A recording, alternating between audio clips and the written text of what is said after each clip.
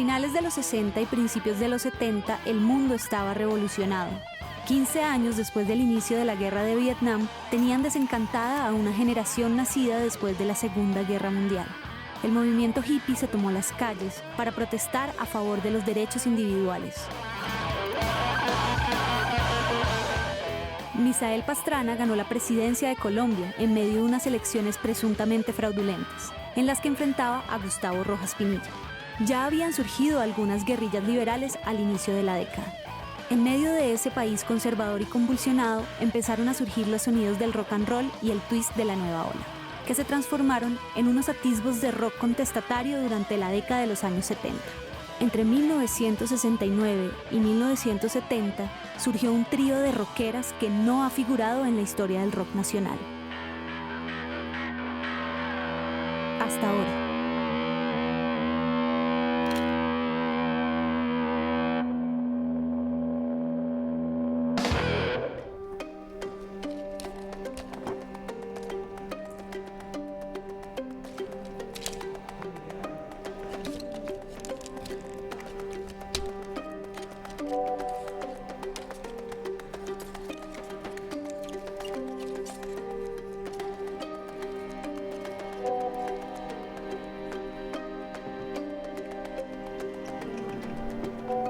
Este es un país que se ha caracterizado por desprenderse de sus archivos, por dejar en el olvido los documentos que nos podrían ilustrar un poco más el presente. Esto todo es material, archivo personal. Nos costaba mucho hacernos una imagen de lo que fue la banda. Realmente solo encontramos 2 fotos de la banda, o sea, de las chicas tocando, y algunas fotos de la época de Ángela en la Gran Sociedad del Estado. Esta historia de Sabesta hemos tenido que armarla a través de testimonios, no hay ningún registro sonoro.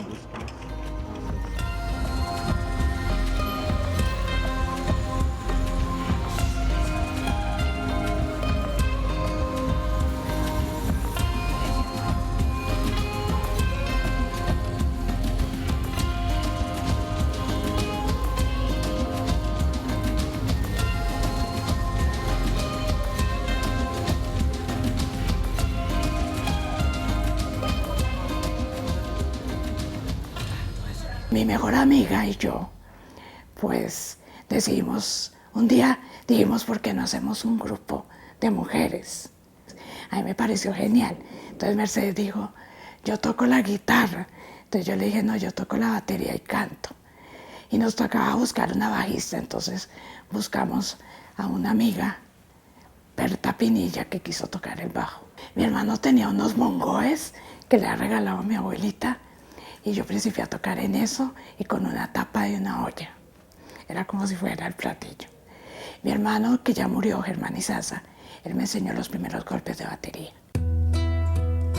Esto era el barrio Santa Fe. En esa época ya no era... El barrio Santa Fe en una época fue un barrio, uno de los mejores barrios de Bogotá. En esa época ya no era tan buen barrio. Pero, por ejemplo, más arriba, en la 17, vivía Marta Taraba y llegaban muchos hippies.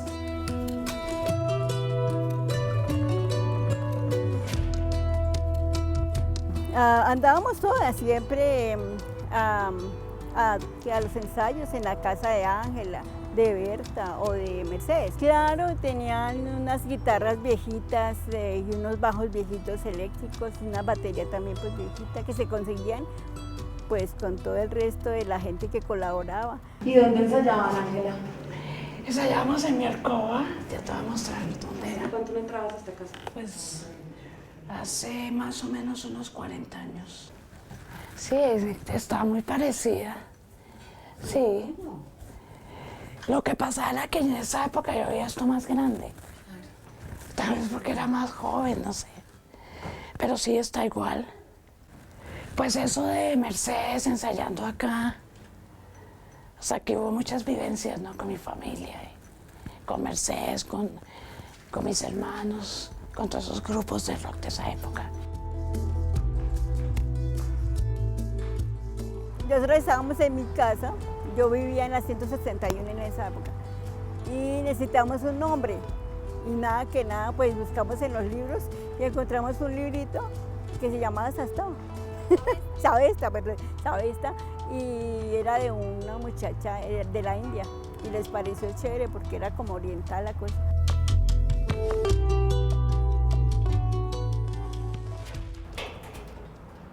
Rico. Bueno, entonces, ¿qué es lo que vamos a hacer? Entonces vamos a mirar los discos de las chicas. Y esto es previo a Sabesta. Es previo a Sabesta, es decir, como yo creo que no podríamos hablar de pioneros de esa música, pero sí unas primeras experiencias discográficas que tuvieron rock and roll. Por ejemplo, este disco de Noma Argentina, Margie, que fue una chica muy joven, muy chiquita, de la edad de Sabesta, de hecho, que empezó a sacar discos a mediados de los años 60, y bueno, la primera como gran diva del rock and roll en su primera etapa, que fue Lida Zamora.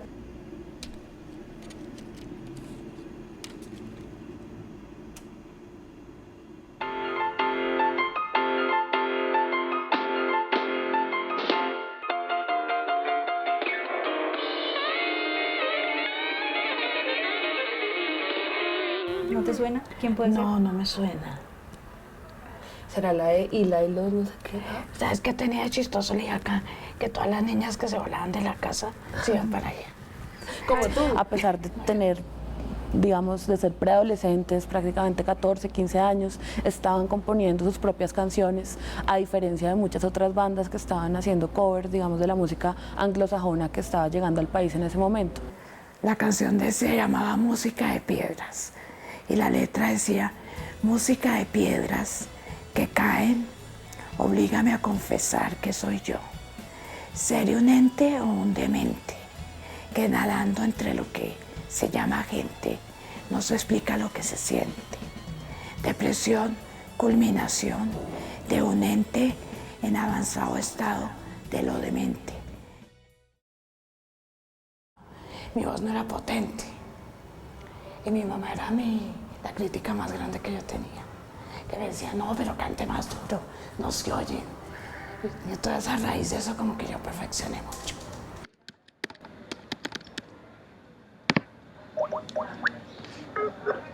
Tengo muchas ganas de ir a Bogotá. ¿Ustedes están en Bogotá ahora? ¿Y dónde está? ¿Es que la radio, la televisión? Ya, mi hermano tocaba el bajo y creo que él me enseñó, y creo también un poco autodidacta, y creo que tuvimos profesores, pero fue un deseo más de, ya la música la vivíamos. Y creo que yo hacía la música y se la enseñaba a Berta en el bajo y después seguía Ángela, pero no, en Colombia no teníamos ningún modelo, digamos. Fue totalmente original, ya feminista también, de que podemos hacerlo.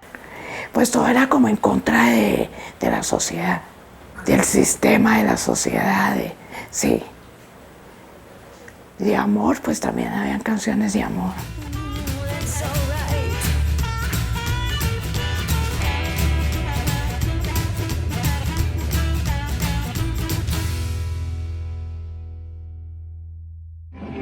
Radio 15, idea de Caracol para la juventud de Colombia. Eso fue grabado acá dice, ¿no? Radio 15 Caracol Bogotá, o sea, eso era de Caracol. Esto era, lo que pasa es que Juventud Moderna empezó como el espacio de Radio 15, que tenía a cargo Alfonso Lizarazo, y se transformó. Sí, se transformó después en Juventud Moderna, en el formato televisivo. O sea, no se sabe qué pasó con esos archivos, o se borraron, o ni idea. O sea, Yo no creo que hemos podido encontrarlos. existen, pero no sabemos quién los tiene. Sabesta, a pesar de que no grabaron discos, ellas cuentan que ellas estuvieron en un programa que pues creemos que fue Juventud Moderna, que tocaron con los Flippers. Entonces ahí, digamos, esa grabación existió, se hizo, o sea, se grabó el audio y se grabó el video para televisión. Cuéntame cómo fue esa experiencia bien en el programa de Lizarazo. Pues realmente no nos tocó hacer prueba de sonido. Llegamos Había un baladista cantando, eso sí me acuerdo. Ah, sí, yo las esperé afuera porque no me dejaron entrar, obviamente. Pero sí, pues Lizarazo, con tanto, pues como tantos medios que había en esa época, y ellos buscando pues lo mismo que ustedes con sus cosas de música, y las encontraron pues viéndolas allá en el concierto, como salieron en el periódico y todo esto.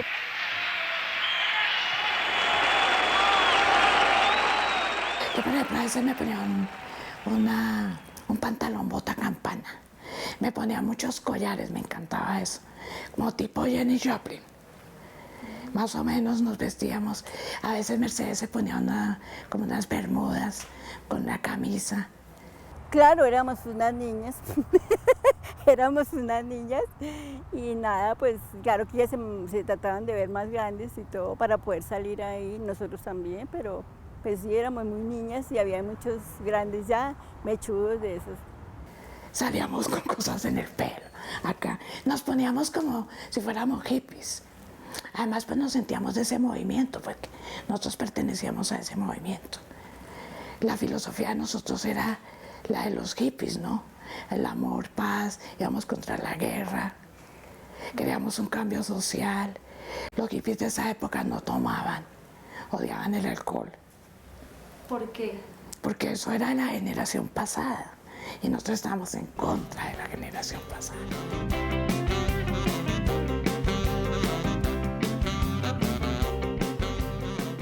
Ya no hacíamos el rock que venía, sino que estábamos haciendo de pronto cosas más propias, estábamos tratando de innovar, de ser, y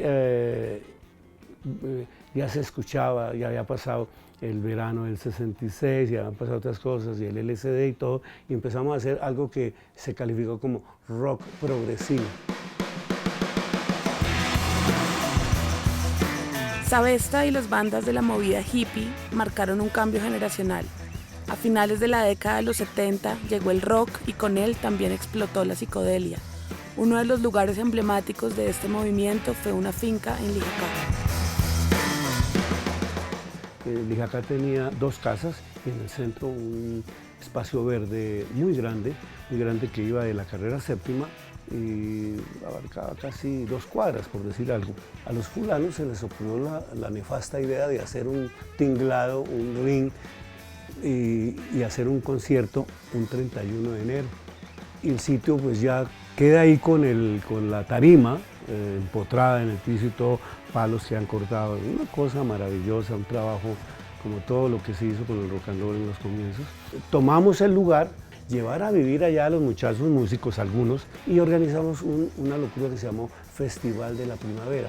Fue un 19, un 20 y un 21 de marzo. Arcesio Murillo me dice que tiene alguien que él conoce, no me dice ni es mi novia, ni es mi mujer, no, alguien que él conoce, pues maravilla, ¿y qué hace? No, pues es que tiene un grupo, entonces a ver si usted, nosotros lo que necesitamos son grupos, vale, hay que traerlas, nada de casting, nada de que vamos a subir a sonar, sino vale, y en trío, imagínate lo abusivas, en trío, se necesitaba una guitarra rítmica, no, y sonaron y las presentamos.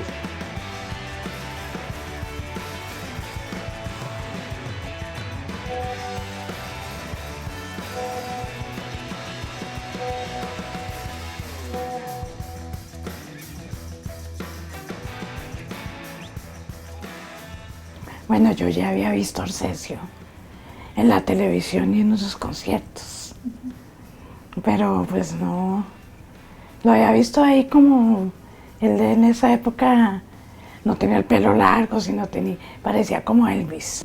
Entonces a mí pues no me llamaba la atención. Hasta el día que hicimos el grupo con Mercedes y salió un contrato para tocar en un colegio en una semana cultural. Pues Mercedes fue a hablar con César Nieto, que era vecino de ella, y César le dijo que había que ir hasta Lijacá. Entonces Mercedes se fue con César a Lijacá, y Arcesio pues cuando vio que un grupo de mujeres, inmediatamente dijo que sí, que nos prestaba todo eso. Cuando yo llegué al colegio, yo vi un hombre, hace cuenta de Jesucristo, con una túnica parado. Yo quedé impactada cuando vi eso. Entonces Mariela me dijo, ese es Arcesio que usted dice que es horrible. Entonces yo le dije, no, es que ha cambiado un poquito. Pues Arcesio era todo querido, Arcesio es una persona muy espiritual, ¿no? Él había estudiado yoga y todo eso. Yo lo veía como un maestro hindú. Yo en esa época buscaba como un maestro hindú. Y lo encontré ahí. Y pues Arcesio quedó impactado de ver unas niñas tocando. Y yo quedé impactada con él.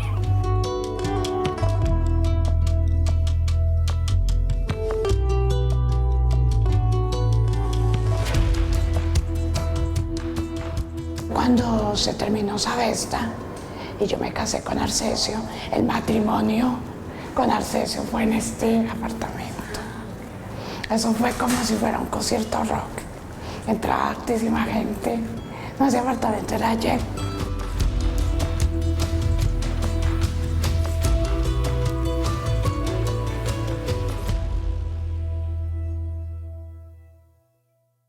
En Lijacá estábamos tocando Mercedes García, que era la guitarrista, Berta Pinilla y yo la batería. Cuando de repente se bajaron Mercedes y Berta, y alguien me dijo, no, usted siga tocando. Cuando yo veo que se sube un músico que se llamaba Ferdi, y Ferdi era buenísimo, y yo principio a tocarle la batería a Ferdi, ¿qué? Yo me quedé, imagínate, eso era como tocar con un super músico.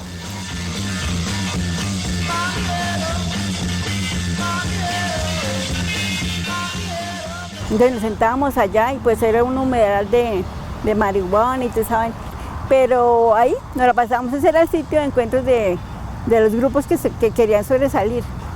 Cogíamos una flota y bueno, a veces a pie, a veces echábamos dedo, como fuera, en bicicleta, o sea, el caso era llegar allá.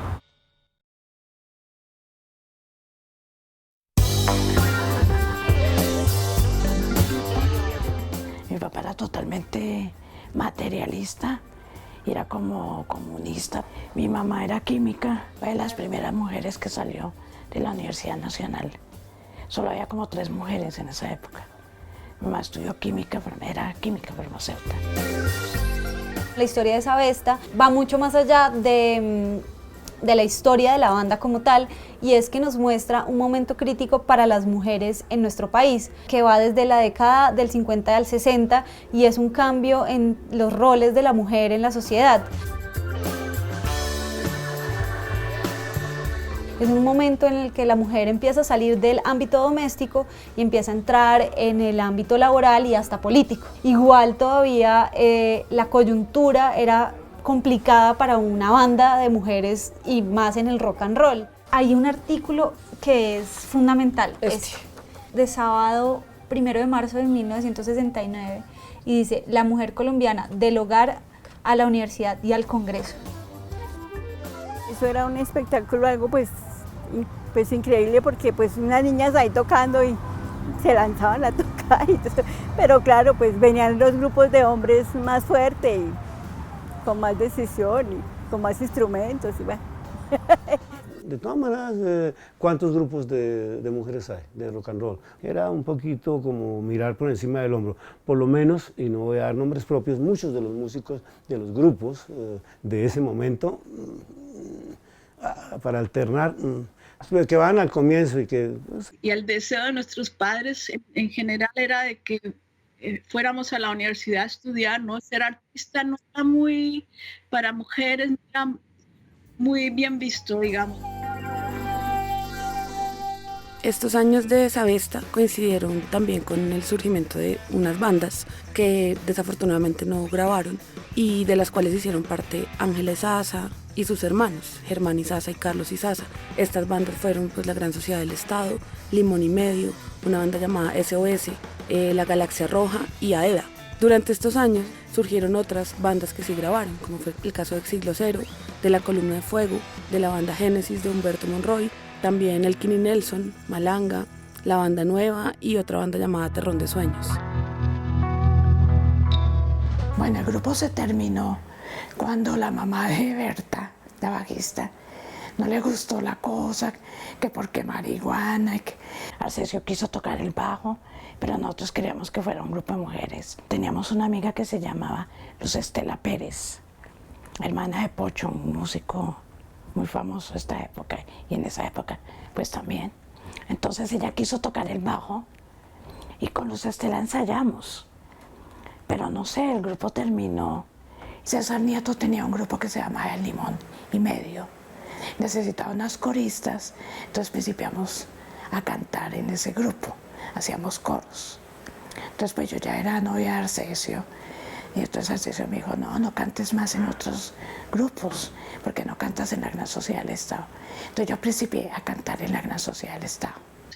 Yo pienso si eso hubiera sucedido, digamos, en esta época, que hay otro concepto y hubiéramos tenido un apoyo serio y nos hubiéramos dedicado, hubiera sido totalmente otra historia. Ángela Izaza dejó la música por muchos años. En 2012 murió Arcesio Murillo. Ese mismo año fue diagnosticada con una enfermedad que le afectó la voz. Meses después decidió retomar la música. Pues mami me llamó y me dijo que pues tiene intención de volver a grabar todas las canciones, tanto las que grabó con Sabesta, como el grupo con mi papá y mis tíos, que es la Gran Sociedad del Estado. Entonces, pues iniciamos trabajando con las canciones de la Gran Sociedad del Estado y de hecho estamos trabajando con ellas. El problema es que esas canciones yo no las recuerdo. Y pues nos toca extraer, debido al problema de la garganta de mi mamá, la melodía de la manera como ella la canta, súper grave, aunque yo tengo mi voz grave, es difícil. Y del recuerdo de ella convertirla a canción, entonces nos hemos demorado bastante. Pero esta yo sí me la sabía porque mi mamá la cantaba cuando estaba haciendo la comida o en cualquier momento en la casa, entonces esta sí la conozco, aunque nosotros decimos música de piedras, es una canción que compuso Lola Laverde, también la hermana de otra de las mejores amigas de mi mamá, de Marielita.